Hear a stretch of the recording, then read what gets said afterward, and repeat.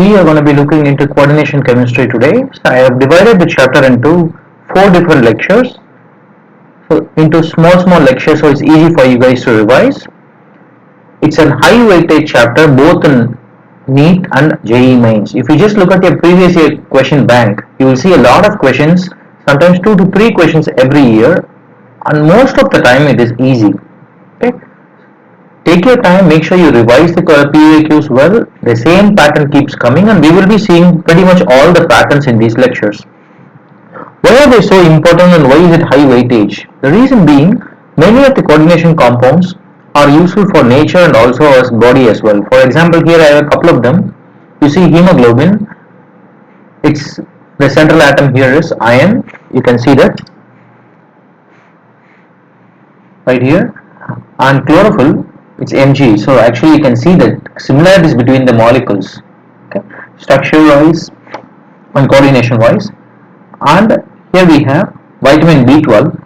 Okay. The central atom here is cobalt. So you want to remember them. They do come as match the following questions. Okay. Why are these called coordination compounds? It's because the central metal atom has ligands around them, and the ligands are attached through coordinate covalent bonds. Okay. Coordinate bonds. Okay. And the fundamental being, the ligands donate electrons, so the ligands are Lewis bases, and the central atom accepts electrons, so it behaves as a Lewis acid. There has been a couple of chemists who have studied coordination theory well before, but the first person who postulated it, the photograph is shown here, is Alfred Werner, and we'll be seeing that today. Here is a couple of postulates of Werner theory. Seems like a lot of theory here, but not actually that much. So just pretty straightforward. So in coordination complexes, metal atoms, and I'm going to be using the symbol M from now on. The metal atoms show 2 types of valencies. The primary valencies, just like a typical valency we see in chemistry. For example, AgCl means valency is 1. Barium chloride, barium valency is 2. Okay, that's what we're going to talk about is primary valency. These are ionizable. Anything that is ionizable, okay, means this will answer the test for the corresponding ion. For example, chlorine is ionizable, it will answer chloride ions. These are satisfied by negative ions, okay, the primary valencies. So this is extremely important. This is put forth by Werner, okay, but this is not always true now. We also know that we can have positive ions. For example, K4FeCN6, the potassium is a positive ion, but according to Werner's theory, it's negative ion, okay. But one thing for certain, it's either negative or positive because these are valencies, so you cannot have neutral ones. The secondary valency is a new concept and that comes in coordination chemistry. These are non-ionizable valencies, meaning they won't answer the test for the corresponding ion, and these are satisfied by neutral molecules or negative ions. Okay. Neutral molecules should have a lone pair of electrons so they can donate, or negative ions, and also sometimes they can be satisfied by positive ions like NH4 plus ammonium. It's not in your syllabus, but it is possible to satisfy them. And the secondary valency is always equal to the coordination number, and it's fixed for a metal. Again, these are postulates that are from Werner, and we will see certain things in bit more depth that was not an actual Werner's theory but was later developed. So now, if you see here, it also says the secondary valencies were always directed towards the fixed position in space about the central metal atom, central metal ion. Basically what it means is, if you take this compound right here, the secondary valencies are basically arranged around the central metal atom and they occupy a fixed position in space. This is kind of like a 3D space, like solid state, and they form a polyhedra. Polyhedra means multiple sides. This goes back to chemical bonding. Imagine if there are 6 ligands, you would have octahedral complex. Octa means 8, meaning 8 different phases. Octahedral, tetrahedral and square planar geometrical shapes are more common, but those are not the only one. We can have coordination number of 5, 7 also, but this is what you are going to see. Now here if you see, I have shown you with an example just to reiterate my point. So here I have 3 orange lines, so all the 3 chlorines are outside, whereas here this and this are primary valency, orange ones, the blue ones are secondary valency. This chlorine, instead of being an orange, it's actually a blue. Okay, so it will answer a test for chlorine for sure, but unlike this one, it will answer only for two chlorines, mole concept question, okay, stoichiometrically. Whereas this compound right here, it has three chlorines, alright, but two of them are actually secondary valency, only this one is a primary valency. It will answer for a test for chlorine nevertheless, but stoichiometrically it is going to be different than these 1, 2, 3 and this one. This is unique. It doesn't have a secondary valency as such. Okay, it has only, sorry, again I made a mistake. It doesn't have a primary valency as such. It has only secondary valencies. Okay, primary valency is outside the square bracket, that is not present, only secondary valency, so it is not going to answer a test for chlorine. So why is this important? This comes in a couple of chapters. Now here if you see, there are 4 ions when I put it in solution. So 1 plus 3 here, 1 plus 2 here, 1 plus 1 2 here, only 1. So I value for this compound is 4, Van 't Hoff factor, I value is 3, I value is 2, I value is 1. Now this is typically how you write a coordination compound. Just clarify certain things here, terminologies. So what's inside a square bracket is called the coordination sphere, and inside that we have a central metal atom M attached to ligands, and how many ligands is attached to the central metal atom is its coordination number. Okay, and outside the square bracket what you have is called a counter ion. But you do come and often around the word called entity, coordination entity. So what's the difference between a coordination sphere and the coordination entity? It's nothing but pretty simple. They are the same. Okay. For the most part they are the same. A coordination sphere is basically talking about this species right here without looking into charges. Okay. Whereas coordination entity, you are talking about an entity itself. Is it an anion, cation, so neutral. So you are going to talk about charges as well. Okay.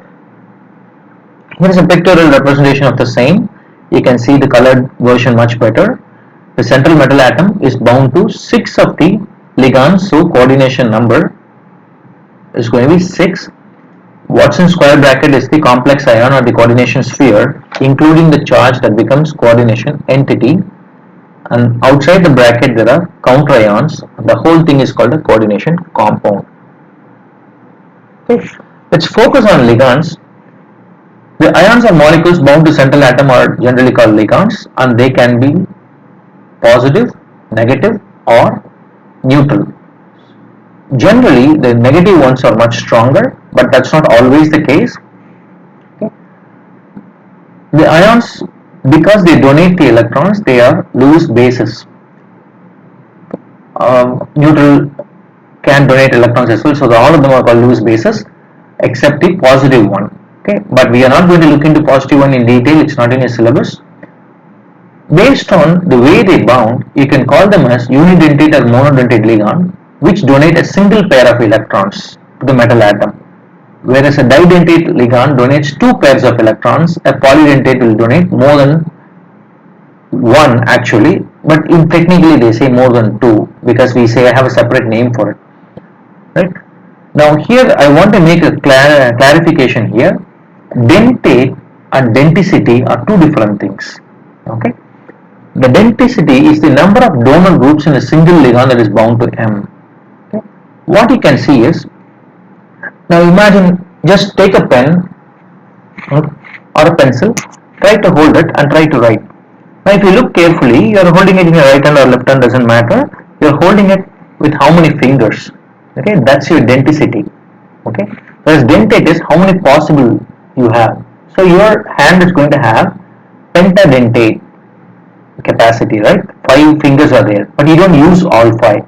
So what it means is a polydentate ligand doesn't have to have, for example, a tridentate doesn't have to have all 3 attached. So maybe only 1 is attached. Then you call it denticity is 1. The best way to understand this is through an example. Let's say for example, we take this compound, right? NH2, NH2, alright? Now this is very straightforward, NH2, NH2. This has 2 lone pairs, right? So now if you go through typical work, So you will write it like this, but this is not going to be formed. If this is formed, NH2 is going to be didentate. That is true, it is didentate, but is the denticity 2? No, this compound cannot be formed because the ring that is formed is very small, sterically strained, so it won't form this molecule. Normally when it is attached, this is the way it is going to be, only one is attached. So it is a didentate ligand, but the denticity is 1. So under circumstances, you will not use all the fingers, you will use only few of them. Okay, you don't come under most of them like this actually, only very few, but know the difference between denticity and what is a dentate. Also there are, depending on the type of a compound or the complex, you can have what is called a homoleptic or a heteroleptic. Homoleptic is nothing but all the ligands are symmetrical. For example, in this compound, all the secondary valencies are same. Right? All the ligands are secondary valency. So the chlorines are outside the sphere. So they are not ligands, they are counter ions. So I don't care about them. So inside it is same. So this is called homoleptic complex. Whereas when I have more than one type of ligand in the coordination sphere or coordination entity, that is called a heteroleptic. Okay. So there are a couple of common monodentate ligand that you will come across in NEET and JEE. Now I would advise you guys to go through all of them. Okay. Now this is actually, some of them, some books use this fluoro, chloro, bromo, but now IUPAC has standardized. We don't want to call it fluorido, chlorido, bromido. Okay, I'll explain that in a bit, but get used to the namings at least. And here come a couple of polydentate ligands are shown. Bidentate ligands are where two donor atoms are present in the same molecule. So you want to familiarize yourself with all of them. Why they form polydentate is because, let's take for example a metal atom, it can give denticity is 2 now. Okay, why can it form? It can form because instead of just doing one, if it can do two bonds is exothermic plus 1, 2, 3, 4, 5. I have a 5-member ring in all of them. So it is going to be extremely stable. Right?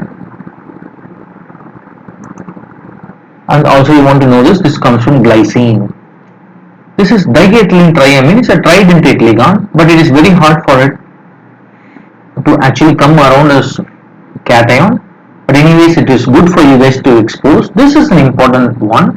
Hexadentate ligand, EDTA, ethylene diamine tetraacetic acid. So now if you see, I have ethylene diamine here. So NH2, CH2, CH2, NH2. So I have my ethylene diamine right there. Okay, that is my ethylene diamine. And the NH2s are replaced by acetic acid molecule. So 4 acetic acids are there. So I call it ethylene diamine tetraacetic acid. But even though when you say EDTA, it is not tetraacetic acid, it is tetraacetate. And when you see the molecule, the starred places are the places where it can bind to the metal atom, but it is not going to be flat compound. It actually has a geometry that will circle around and hold the central ligand, central atom. It's extremely good to qualitatively and quantitatively measure nickel and also cobalt, these kind of compounds. In general,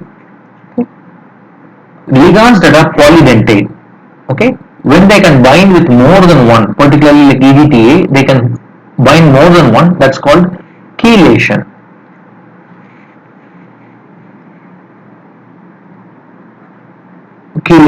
And these ligands are called chelating ligand. Anytime there is a chelation, the stability is very high. For example, if you were to hold a pen with 2 fingers compared to 5 fingers, when you hold with 5 fingers, it's extremely strong. So it is going to give much more stability. These are nomenclature of how to write a formula. You can go through all this yourself. It's actually very self-explanatory, but you have to make sure that you know all of them. The central metal atom is M, ligand is L. So we'll be using this from now on. So you always see that within the square bracket, the coordination entity is written. You always start with the metal atom followed by the ligand, and the first letter of the abbreviation you use to determine the position. Basically what they are telling you is you are going to use alphabetical order of the ligands. So ammonia is called amine, amine A before Cl. Okay. And the ligand abbreviations are also enclosed in parentheses. For example, ammonia is in parentheses because if I want to say 5 ammonia without parentheses, how can I put the 3 next to 5? And no spaces between the ligand and the metal. So this is actually a convention. So there is no spaces anywhere. Okay. And the total charge must be balanced. Okay. Maybe we will see this in detail. We will see it as example. That's the best way. So previous slide was about how to write a formula. Here how to name a compound. The cation is named first in both positively and negatively charged coordinating entities. What it means is there's always going to be, unless it's a neutral complex, there's always going to be cation side and an anion side. Doesn't matter what type of entities you have, you always name the cation first. The ligands are named in alphabetical order. This is the most important one. The anionic ligands, you change the end with O, chloride, E becomes O, chlorido, fluoride, fluorido, nitrate, nitrato, nitrite, nitrito. Okay, this is the recent IUPAC terminology, you want to stick with this. The neutral and cationic ligands are the same, you don't change the name except a few. I have put it in one slide, the common ligands. You see aqua is water, amine is ammonia, and you want to make sure when you write ammonia, it is not AMINE like in organic chemistry, it is AMMINE. Okay, this is inorganic chemistry. And you use the prefixes to indicate the number of individual ligands, dichlorido, trinitrato, right? And if the ligand name includes a prefix in its name, then you use bis for 2, tris for 3, tetrakis for 4. For example, this ligand is triphenylphosphine. It's already tri.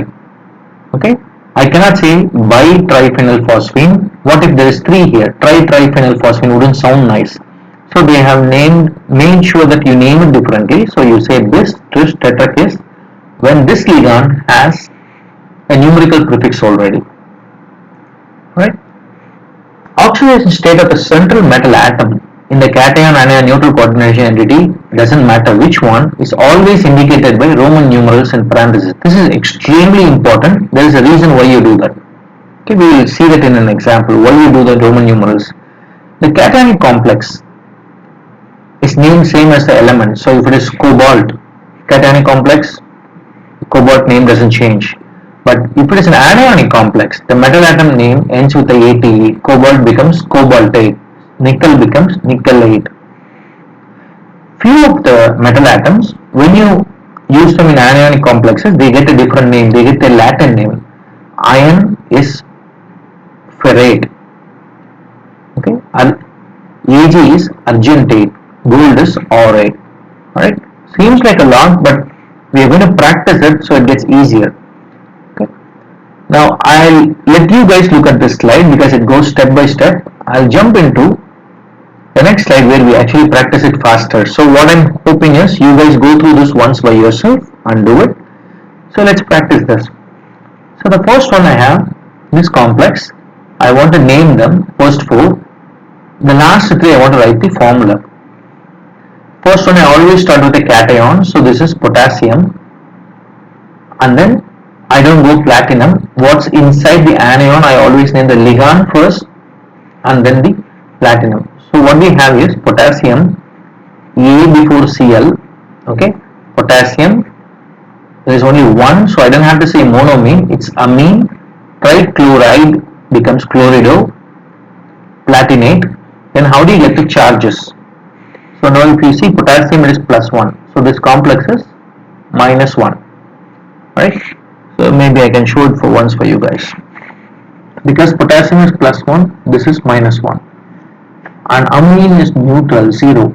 Okay, chlorine is -1, so there is total -3. So -3 plus x. X minus 3 is -1, so x is got to be +2. So platinate 2. Right? Similarly, the next one, potassium. But I don't want to say tripotassium. Okay, I can just say potassium and get by with it because of a particular reason. Potassium trioxalato-ferrate 3. Because I say this is the reason you put the Roman numerals. This will tell you the oxidation number of the ion, so we can reverse calculate that there is 3 potassium. Okay. Here what I do is, for example, potassium is plus 1, so this is plus 3, oxalate is minus 2, total is minus 6. Because this is plus 3, this has got to be minus 3. X minus 6 is minus 3. So X equals plus 3. So I can say it is plus 3. It looks easier and homogeneous compared to saying tripotassium, monopotassium. Okay. The next one is pretty straightforward. Then I have to name this first.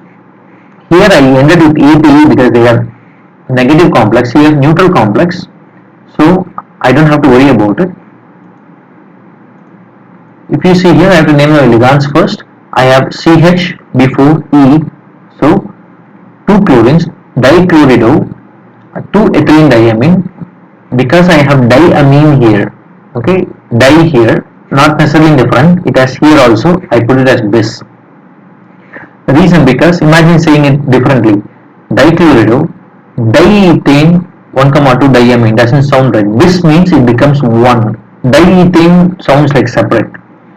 This can also be written as ethylene diamine, but ethane 1,2 diamine is the correct way, more correct way of writing it. So dichlorido bis diethane doesn't sound right, so I'm going to convert it to bis dichlorido bis ethane 1,2 diamine cobalt 3 chloride. So here I change the ATE, here I don't change, but nevertheless I write my Roman numerals. So the last one is pretty straightforward. I want to name this first and then this one. Okay, even though there are 2 metal atoms, here 4 ammonia is there. So tetramine platinum, I need my charge. Okay. So this is 0. So what would be here? I cannot decide until I figure out here. So this is minus 4. Okay. So this is minus 4. Now what is going to be here? This is where you need to know a little bit about charges of platinum. Okay, platinum is usually plus 2. So this is going to be plus 2. This is going to be minus 2. So tetramine platinum 2. Tetrachlorido platinate 2. Okay. Seems like a long name, but it just follows IUPAC order and you see that there is no space in there. Now writing a formula is actually very simple, and writing a formula is opposite of writing a name. Okay. Here you write one. Okay. Chloride is here, that's going to be outside. Triamine, triaqua, chromium. Okay. So triamine, triaqua. I have written these two. Chromium in the bracket that encloses it, chloride. Similarly, the other two you can write. Right. So now if you see here, I have 2 silvers. One of them becomes silver, the other one becomes argentate.